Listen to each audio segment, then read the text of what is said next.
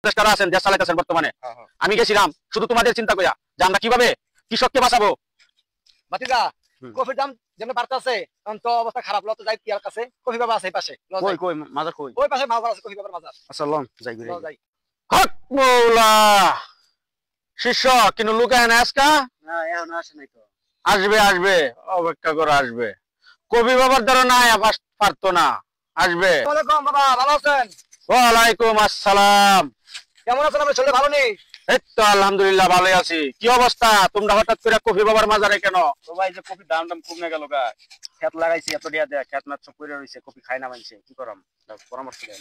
হক মৌলা কফির দাম তো অনেক 10 টাকা 5 টাকা পিস, তাই না?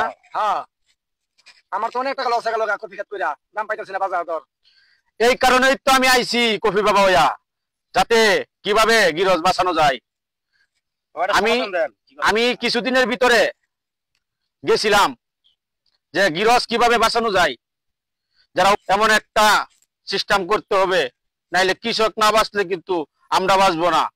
তারপরে আমি চিন্তা করলাম কিভাবে কফি বাবা হয়ে তোমাদের উপকার করা যায়, তার জন্যই আমি আসলাম। আমার ওদের সাথে কথা হয়েছে, বেশি দিন নাই, ঠিক আছে? তোমরা তোমাদের কাঙ্ক্ষিত যে দাম ফসলের এটা পাইবা, অপেক্ষা করো। কাঙ্ক্ষিত বলতে কত টাকা বাবা? মৌলা 100 টাকা করে খামু তো কফির দাম, 100 করে খামু। নাহলে যে গাছ লাগাইয়া পানি দিয়া সার দিয়া যদি 100 করে না বাঁচা পারি তাহলে তো বাবা এই খরচ উঠবো না, খরচ পানির খরচ আছে, তেলের খরচ আছে, কি করণ যায় বাবা? একটা বুদ্ধি দেন না বাবা। পাইবা পাইবা, অপেক্ষা করো, বেশি দিন পাই না। আর উপদেষ্টাদের লগে আমার আলোচনা হয়েছে, কথা হয়েছে। আমি এমনি এমনি আসি নাই কফি বাবা হয়ে, আমি সবকিছু যাই না বুঝে কফি বাবা হয়ে আসছি, শুধু তোমাদের উপকার করবো বলে। 2 দিনের ভিতরে বাবা শরীরটা খারাপ নাকি? শরীরটা খারাপ, শুধু তোমাদের নিয়ে ধ্যান ধারণা করতে করতে আমি অসুস্থ হয়ে পড়ছি। দিন রাত ধ্যান করে বসে থাকি, শুধু তোমাদের নিয়ে চিন্তা করি। 15 দিনের ভিতরে বাজার সবকিছুর দাম আবার বেড়ে যাবে। চিন্তা করো না, যারা কৃষক আছো তোমরা তোমাদের কাজ করে যাও, ইনশাল্লাহ হাল ছেড়ো না। এই কফি বাবা আছে তোমাদের পাশে। খালি কফি দিয়ে লগে চাইলে ভাতও লাগবে কাটা, সব কিছু ঠিক হয়ে যাবে ইনশাল্লাহ। 80 টাকা 90 টাকা 100 টাকা চাইলের দাম সব ঠিক হয়ে যাবে, সব চাইলের দাম কমবে ইনশাল্লাহ।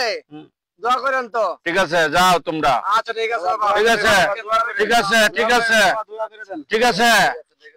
এই কফি বাবার দ্বারা আসলে কেউ খালি হাতে যায় না, যাও। হাদিয়া দিয়ে দেবো কিছু? হাদিয়া তো নিতাম না। এই শিষ্য হাদিয়া কিছু?